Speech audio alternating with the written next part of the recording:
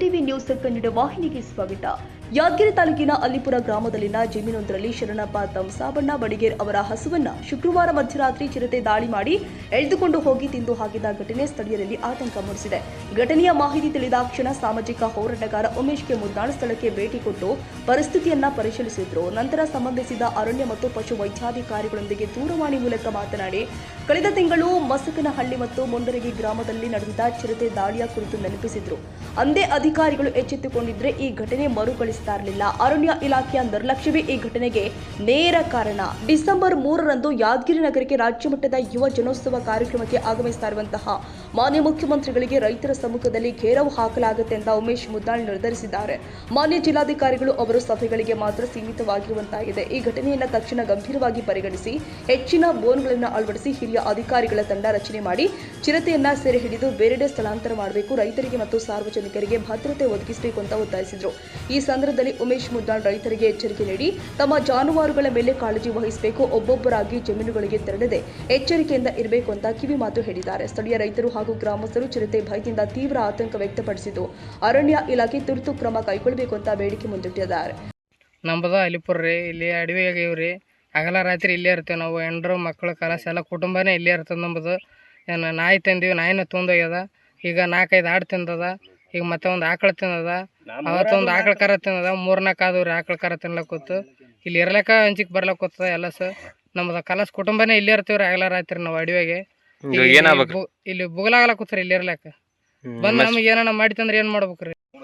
ನಮ್ಮವು 5-6 ಆಡು ತಿಂದವ. ನಾವು ಹೊಲದಲ್ಲಿ ಇದ್ವಿ. ಇಲ್ಲಿ ದನಗಳು ತಿನ್ಲಕತ್ತವ. ನಮಗೆ ಭಯ ಅಲ್ಲಕತ್ತದ. ಇದು ಏನನ್ನ ನಿರ್ಣಯ ಮಾಡಿ ತೊಗೊಂಡೋಗಿ ಏನನ್ನ ಮಾಡಿಬಿಟ್ರಿ ನಮಗೆ. ಯಾವ್ರಿ? ಅಲಿಪುರ ರೀ. ಏನಾಗ್ಯದ? ಅವು ದನಗಳು ತಿನ್ಲಕತ್ತವ, ಕಿರ್ತಕ್ಕೆ ಆಡು ತಿಂದವ. ಇಲ್ಲಿ ನಾಯಿಗಳು ತಿನ್ಲಕತ್ತವ. ಏನು ನಡಿವಾಗ ಇರಮ್ಮ, ನಮಗೆ ಭಯ ಅಲ್ಲಕತ್ತದ. ಏನು ಊರ ಕುಡಿ ಹೋಗಮ್ಮ.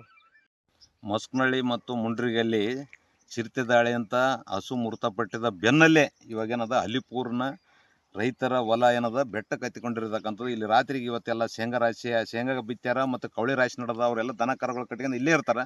ಆದ್ರೆ ನಿನ್ನೆ ಏನದ ಆಕಸ್ಮಿಕವಾಗಿ ದಾಳಿ ಮಾಡಿ ಇಲ್ಲಿನೂ ಕೂಡ ಹಸು ಮೃತಪಟ್ಟಿರ್ತಕ್ಕಂಥದ್ದು.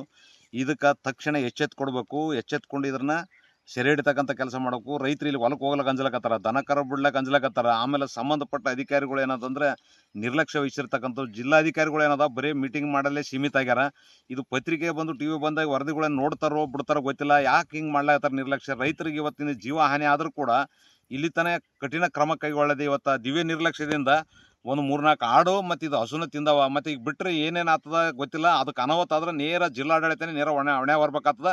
ತಕ್ಷಣ ಅದು ಸೆರೆ ಹಿಡಿದ ಕೇಸಿ ಅದನ್ನು ಇಲ್ಲಿಂದ ಸ್ಥಳಾಂತರ ಮಾಡಿ ಜನರು ಭಯಭೀತರ ವಾತಾವರಣ ಆಗ್ಯದ. ಬದುಕ್ಲಕ್ಕೆ ಅಂಜಲಕತ್ತಾರ, ಹೊಲಕ್ಕೆ ಹೋಗ್ಲಕ್ಕೆ ಅಂಜಲಕತ್ತಾರ. ಹಂಗಾಗಿ ಕೇಸಿ ಇದಕ್ಕೆ ಕಠಿಣ ಕ್ರಮ ಕೈಗೊಳ್ಳಿಲ್ಲ ಅಂತಂದರೆ ಜಿಲ್ಲಾ ಅಧಿಕಾರಿ ಇವತ್ತು ಮೊನ್ನೆ ಡಿಸೆಂಬರ್ 3ಕ್ಕೆ ಬರ್ತಕ್ಕಂಥ ಮಾನ್ಯ ಮುಖ್ಯಮಂತ್ರಿಗಳಿಗೆ ರೈತರ ಎಲ್ಲರೂ ಸೇರಿ ಕೇಸಿ ಗೆರವು ಹಾಕ್ಬೇಕಾಗ್ತಕ್ಕಂಥದ್ದು ಇದೇ ಸಂದರ್ಭದಲ್ಲಿ ಎಚ್ಚರಿಕೆ ನೀಡ್ತೇನೆ.